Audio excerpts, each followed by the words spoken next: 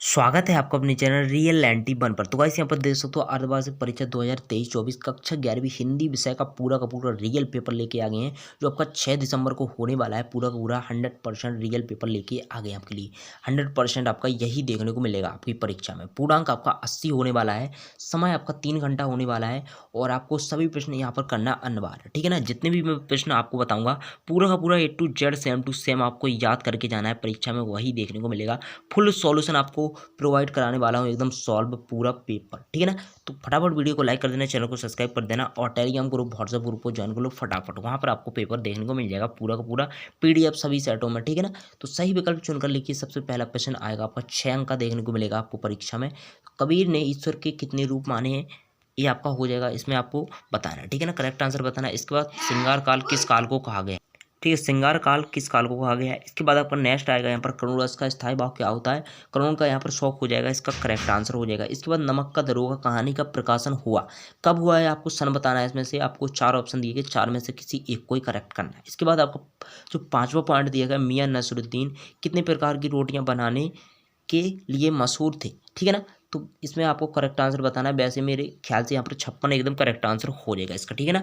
तो इसका सॉल्यूशन मैं आपको यहाँ पर टेलीग्राम और व्हाट्सएप ग्रुप पर सेंड कर दूंगा, तो वहाँ पर आप लोग चेक कर सकते हो, ठीक है ना। लिंक डिस्क्रिप्शन में दी गई है। लिंक काम ना करे तो रियल 91 टेलीग्राम पर जाओ, सर्च करो, अपना ग्रुप फर्स्ट पर आ जाएगा, ज्वाइन हो जाओ। इसके बाद देख सकते हो 6वां पॉइंट, कुई की खुदाई करने वाले को क्या कहते हैं। तो इसमें आपको बताना है, इसका करेक्ट आंसर आपको बताना है। इसके बाद नेक्स्ट आपका आएगा यहाँ पर, ठीक है, थोड़ा बहुत प्रॉब्लम आता रहता है। इसके बाद आपका नेक्स्ट यहाँ पर आएगा रिक्त स्थान, प्रश्न नंबर 2 रिक्त स्थानों की पूर्ति कीजिए। कबीर भक्ति काल की काव्य धारा के कवि हैं।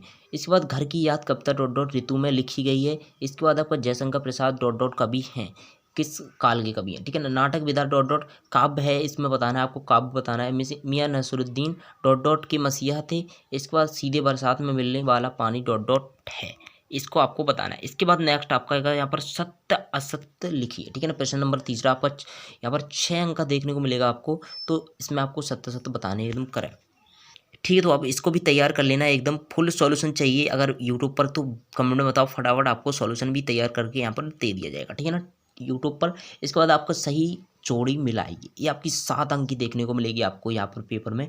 तो 7 अंक आपके यहाँ पर सही जोड़ी में कन्फर्म हो जाएंगे। इसके बाद अब प्रश्न नंबर 5 आएगा, जो एक वाक्य में उत्तर देखने को मिलेंगे आपके, 7 अंक के देखने को मिलेंगे आपके, ठीक है ना। तो यहाँ पर आपके हो जाते हैं यहाँ पर 32 अंक कन्फर्म हो जाएंगे, ठीक है ना। अगर आपने सही विकल्प सारे के सारे यहाँ पर तैयार कर लिए जो मैंने आपको बताए हैं, तो पूरे आपके यहाँ पर 32 अंक यहाँ पर कन्फर्म हो जाएंगे। प्रश्न नंबर 6वां है आपका, कबीर ने अपने आप को दीवाना क्यों कहा है।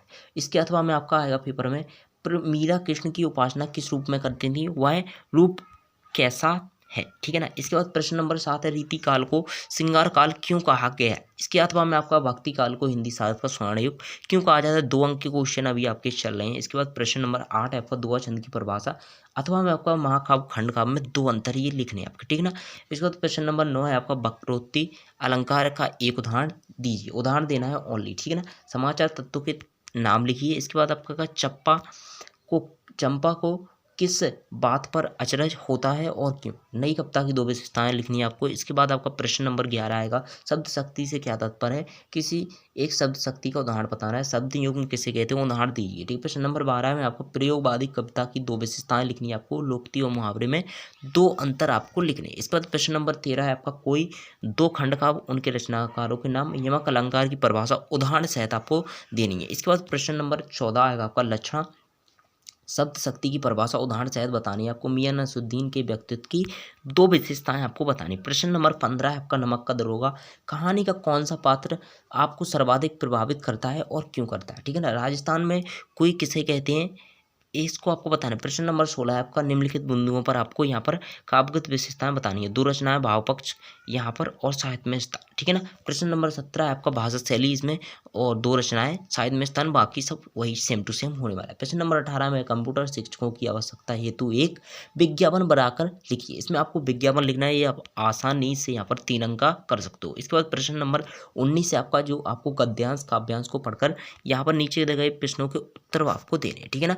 इसके अथवा में देख सकते हो, ये आपकी एक गद्यांश दिया गया है, इसको भी आपको पढ़ के इसका ऊपर वाला या नीचे वाला कोई भी कर सकते हो, ठीक है ना, दोनों में से एक आपको करना है। इसके बाद प्रश्न नंबर 20 है आपका, जो 4 अंक का आपको देखने को मिलेगा यहाँ पर पद्यांश संदर्भ प्रसंग व्याख्या सहित आपको तैयार कर लेनी है, ठीक है ना। इसके बाद प्रश्न नंबर 21 है आपका, संदर्भ प्रसंग व्याख्या सहित आपको करनी है, 4 अंक का आपको देखने को मिलेगा। यहाँ पर प्रश्न नंबर 22 है आपका, परीक्षा के काल में ध्वनि विस्तारक यंत्रों के बजाने पर रोक लगाने हेतु जिलाधीश को प्रार्थना पत्र लिखिए। इसके बाद में आपका आएगा, अपने पिताजी को अपनी परीक्षा की तैयारी के विषय में पत्र लिखिए, पत्र लिखना है आपको, ठीक है ना। इसके बाद आपको प्रश्न नंबर 23 में आपको निबंध देखने को मिलेगा, जो 4 अंक में आपको आएगा, तो तैयार कर लेना है इसको, पूरा सेम टू सेम आपको पेपर में देखने को मिलेगा। तो वीडियो पसंद आए तो वीडियो को लाइक कर देना, चैनल को सब्सक्राइब कर देना। 6 दिसंबर को आपका यही सेम टू सेम देखने को मिलेगा।